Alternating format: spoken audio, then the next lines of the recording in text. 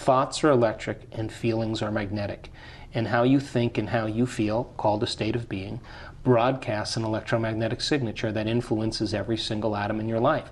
So if you're walking around every day frustrated and suffering, thinking and feeling that way, what you're saying to that objective consciousness as a subjective creator, okay, divine intelligence, giver of life, who endorses who I'm being, I'm expressing a certain level of suffering today. So now I'm creating suffering in my life, but bringing it in a way that I least expect, that surprises me and leaves no doubt that it's come from you so I can suffer more. So that's karma. Well, karma happens every day, and because we're thinking and feeling in the same way, we keep creating the same external environment.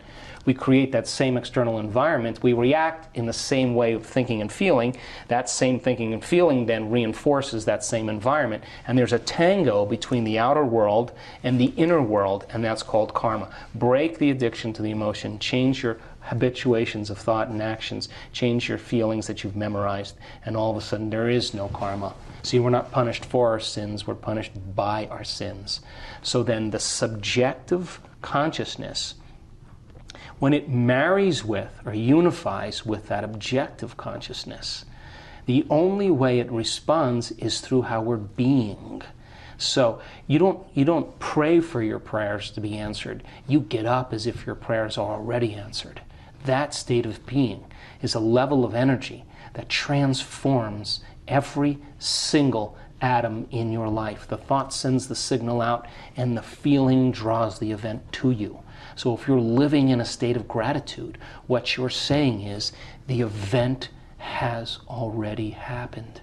And now, if I start thinking about when it's going to happen or how it's going to happen, I just return back to the old self. The new self would never think that way. So then, the marriage of subjective consciousness, free-willed you and I, with that objective consciousness who endorses who we are, basically how we think and feel, is a loving intelligence and intelligent love.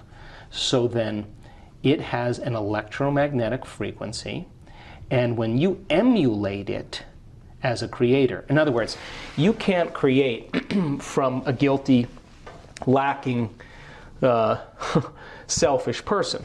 That's not the qualities of the divine.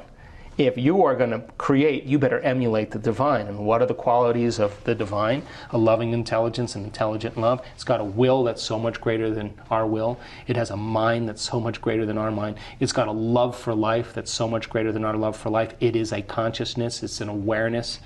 It's observant of who we are. So then it has one rule. I honor free will, and I will endorse who you're being. So then when you and I connect to that intelligence by changing how we think and feel, what is the greatest ideal of ourselves? And when you move into that elegant state of being and you're in the present moment and you're feeling empowered and divine and enriched and enthusiastic, and now it's time to create. When you create from that state of being, you're emulating the observer.